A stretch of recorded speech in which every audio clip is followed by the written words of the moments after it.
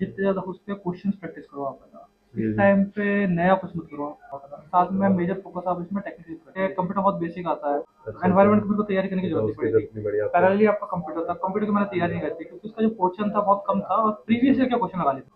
और जो हमारा टेक्निकल सब्जेक्ट है उसकी तैयारी आपने कैसे की? अच्छा निर्मल जी, जब आपने एग्जाम दिया था तो कट ऑफ कितने पे गई थी?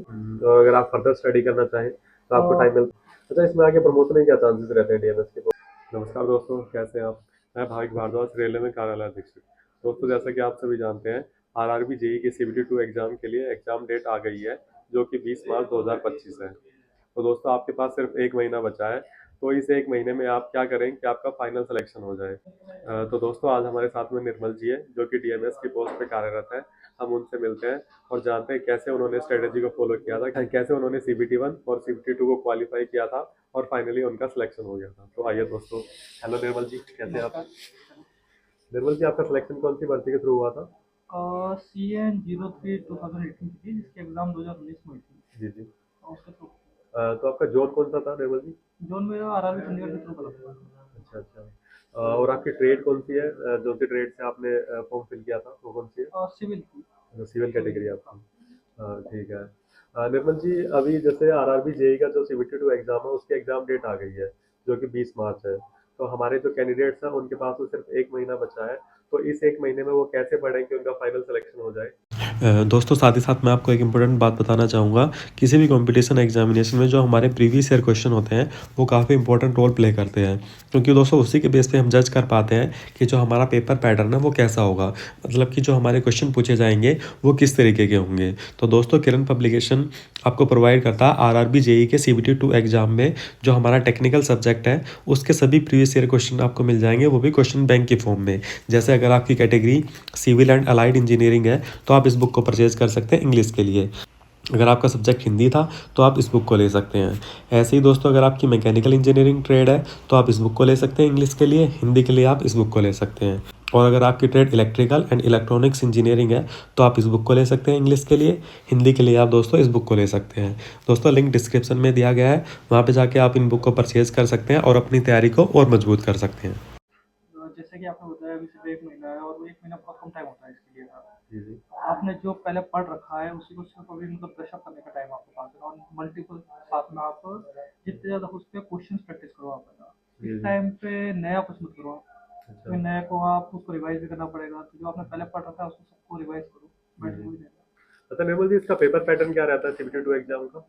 पेपर पैटर्न इसमें 150 क्वेश्चन रहते हैं जिसमें हम्म। मेजर पोर्शन आपका टेक्निकल का रहता अच्छा। है। अराउंड 100 क्वेश्चन इसके टेक्निकल के रहते हैं। हम्म। और बाद में आपका 15 नंबर का आपका जीके रहता है। ठीक है। 15 नंबर का फिजिक्स केमिस्ट्री रहता है। हम्म। और 10-10 नंबर के आपके कंप्यूटर हम्म। और इन्वायरमेंट एंड इकोलॉजी ये वाला रहता है।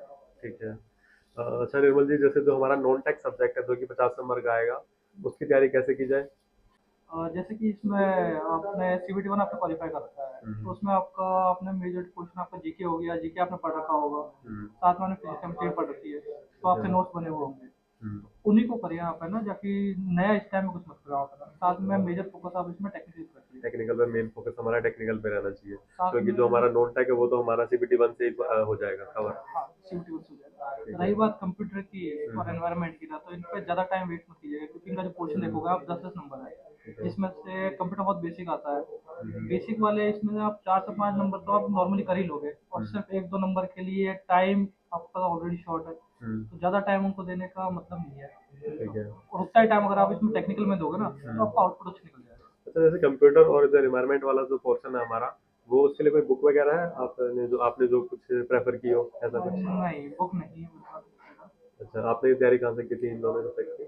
मैंने इन दोनों की एनवायरनमेंट एक्चुअली मेरा सिविल बैकग्राउंड है तो अच्छा एनवायरनमेंट हमारे कोर्स में ही है। अच्छा। अच्छा। एनवायरनमेंट की मेरे को तैयारी करने की अच्छा, जरूरत नहीं उसकी पड़ेगी। जरूरत नहीं पड़ी आपको। पैरेलली आपका कंप्यूटर था, कंप्यूटर की मैंने तैयारी नहीं करती क्योंकि उसका जो पोर्शन था बहुत कम था और प्रीवियस ईयर के क्वेश्चन लगा लिए थे मैंने अच्छा, प्रीवियस ईयर पे हाँ। आपने फोकस किया था। ठीक है। और जो हमारा टेक्निकल सब्जेक्ट है उसकी तैयारी आपने कैसे की? टेक्निकल की मेरा बैकग्राउंड भी टेक्निकल का था। हम्म। तो गेट की हो गया और पैरेलली उस टाइम पे हमारा आरपीएस एएन की एग्जाम चल रही थी। ठीक है। तो मैं पूरा थ्योरी के थ्रू में कन्वर्ट थ्योरी में पूरा कर ही रहा था। हम्म। तो उसके साथ में इसकी तैयारी मेरी ऑलरेडी हो गई थी क्योंकि इसमें मेजर क्वेश्चन आपका टेक्निकल में है और न्यूमेरिकल्स तो होते नहीं है इसके अंदर। अच्छा। थ्योरी पे मेन फोकस इसमें होता है। तो हम्म। थ्योरी मेरी स्ट्रॉन्ग थी तो उधर से मेरा काम हो गया। अच्छा, वहाँ से आपका हो गया था। ठीक है, आपने कोई बुक वगैरह इसके लिए जैसे अलग से कोई बुक ली थी आरआरबी के लिए? नहीं, अलग से मैंने कोई बुक नहीं ली थी। मेरी जैसे मैंने आपको बताया था, मैं आरपीएस एएन की तैयारी कर रहा था। ठीक है, तो उसके लिए मेरे पास मिड जी की मेरे पास 3500 की क्वेश्चन बुक सीरीज थी। मैं ठीक उसको है। मैंने लगा रखा था। अच्छा, अच्छा। मतलब वही वही वाली बुक आपने प्रेफ़र की थी जो हाँ, आप गेट के लिए तैयारी कर रहे थे? गेट के लिए नहीं, आईएन के लिए। अच्छा तो ए गेट ए गेट का जो पोर्शन रहता है वो आपका न्यूमेरिक पे बेस रहता है। ठीक है, आईएन वाला जो था हमारा ना, वो थ्योरेटिकल बेसिस पे था। थ्योरेटिकल रहता है वो। हाँ, तो उसमें क्वेश्चन ज़्यादा थ्योरेटिकल वाले थे। अच्छा, अच्छा और रेलवे में भी ज़्यादातर क्वेश्चन जो हमारे आते हैं वो थ्योरेटिकल आते हैं, हाँ, न्यूमेरिकल कम आते हैं। हाँ। अच्छा। अच्छा आपने कोई टेस्ट सीरीज़ वगैरह भी लगाई थी? टेस्ट सीरीज स्पेशली इसके लिए मैंने लगाई नहीं थी। लगाई थी। अच्छा। क्योंकि बोलते हैं ना जैसे टेस्ट सीरीज़ वगैरह लगाते हैं तो हमारी स्पीड इम्प्रूव हो जाती है और जो हमारी करेक्शन एबिलिटी है वो भी इम्प्रूव होती है। हम बिल्कुल टेस्ट सीरीज आपको इसलिए लगानी चाहिए हुँ, क्योंकि जैसा कि आपने बताया करेक्शन हो हुँ, जाता है। हुँ, हुँ। अच्छा और जो हमारे प्रीवियस ईयर क्वेश्चन होते हैं, उनकी भी काफ़ी इम्पोर्टेंस रहती है रेलवे के एग्ज़ाम में क्योंकि कुछ क्वेश्चन रिपीट भी हो जाते हैं और हमको पैटर्न भी पता चल जाता है। तो हाँ, इसके रिगार्डिंग आपकी क्या राय है? हाँ, ये इम्पोर्टेंट रहता है। अच्छा। अच्छा निर्मल जी जब आपने एग्ज़ाम दिया था तो कट ऑफ कितने पे गई थी? कट ऑफ इसकी अराउंड 650 का अराउंड गई थी। 650 पे मेरिट गई थी। इंडेक्स में। अच्छा, अच्छा। मतलब जैसे कि आपने बताया कि 650 पे गई थी, जबकि हमारा जो सीबीटी 2 एग्ज़ाम होता है वो 150 का होता है। तो ऐसा कैसे मतलब 650 में से कैसे हुआ? और जो भी आपके 150 में नंबर आते हैं उसको ये मेरिट इंडेक्स में कन्वर्ट कर देते हैं ठीक आउट है। ऑफ 1000 का। अच्छा, अच्छा। तो इस कारण वो कट ऑफ 650 हाँ, हो गई थी। ठीक है। तो आपके अकॉर्डिंग डीएमएस की पोस्ट कैसी है? डीएमएस की पोस्ट अगर मैं इसकी बात करता हूँ, अगर सिविल बैकग्राउंड की बात करता हूँ तो हमारे हुँ, सिविल में पीवीओ हो जाता है। हुँ, इधर आप वर्क्स में जा सकते हो, ब्रिज हुँ। इंजीनियरिंग में जा सकते हो, ठीक डिजाइन है। एंड ड्राइंग में जा सकते हो अच्छा। और साथ में डीएमएस ये चीज़ है। अच्छा, अच्छा। डीएमएस में पहली बात इसमें कोई फील्ड ओपन नहीं है कि मतलब ऐसा फील्ड रेस्ट्रिक्टेड नहीं है कि सिविल वाले आ सकते हैं, मैकेनिकल वाले आ सकते हुँ, हैं। ये हुँ। ओपन टू ऑल स्ट्रीम है। अच्छा, अच्छा। इसमें सब जगह आ सकते हैं। इसमें हर कोई आ सकता है। हाँ, बट अगर सिविल कैटेगरी है आपकी तो सिविल के लिए स्पेसिफिक क्या-क्या है? सिविल के लिए स्पेशल मतलब कौन-कौन सी पोस्ट है जो सिविल सिविल के वाले जा लिए सकते पोस्ट हैं? मैं आपको बता रहा था जैसे कि जी, जेई पीवी होता ठीक है, है, जेई वर्क्स होता ठीक है, है। जेई ब्रिज होता जी, है और एक होता है जेई डिजाइन एंड ड्राइंग का।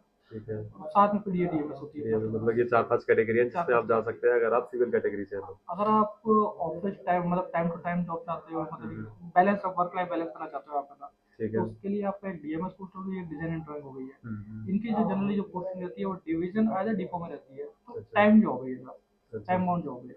ठीक है। तो इसमें आप अपनी फैमिली को भी साथ में टाइम दे सकते हो। और अगर आप फर्दर स्टडी करना चाहें तो आपको अ, टाइम मिलता है? हाँ, टाइम मिलता है। जैसे अभी मैं करंटली डिवीज़न में पोस्टेड हूँ। ठीक है। डिवीज़न में सैटरडे संडे ऑफ रहता है इनका, तो टाइम रहता हुँ, है आपके पास में। टाइम रहता है। अच्छा इसमें आगे प्रमोशन के क्या चांसेस रहते हैं डीएमएस की पोस्ट पे? प्रमोशन का इसका ऐसा रहता है, आप 2 साल बाद में एलिजिबल हो जाते हो सीडीएमएस के लिए। वो एज़ ऑन मतलब सीनियरिटी बेस पे होता है वो ना। जो भी अच्छा। सीनियर होता है उसको 46,000 लग जाता है। उसके हुँ, बाद में रेगुलर बेसिस पे इसकी एग्ज़ाम लगती रहती है, जिसमें आप फर्दर 48 ग्रेड पे जा करके एएमएम बन सकते हो। हुँ। फिर उसके बाद में आप एसएमएम, सीनियर डीएमएम। अच्छा, अच्छा। तो मतलब प्रमोशन के काफ़ी अच्छे चांस है हाँ, डीएमएस के पोस्ट प्रमोशन में। काफ़ी। ठीक है निर्मल जी, आपका बहुत-बहुत धन्यवाद टाइम निकालने के लिए। दोस्तों मैं आशा करता हूँ आपको वीडियो अच्छी लगी होगी। अगर आपको कोई डाउट है तो आप हमको कमेंट कर सकते हैं।